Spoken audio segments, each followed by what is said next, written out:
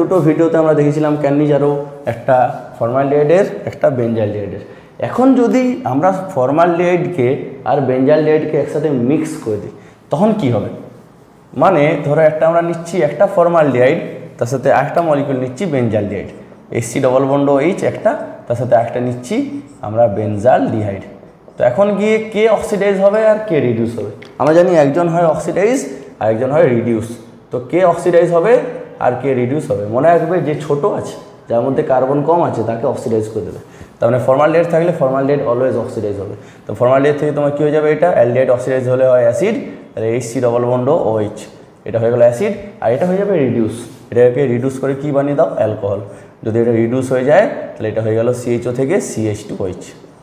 তাই ফর্মালডিহাইড তোমার কোশ্চেনে থাকা মানেই তাকে তুমি অক্সিডাইজ করে দেবে, ওটা বাদ দিয়ে যে থাকবে তাকে রিডিউস করে দেবে।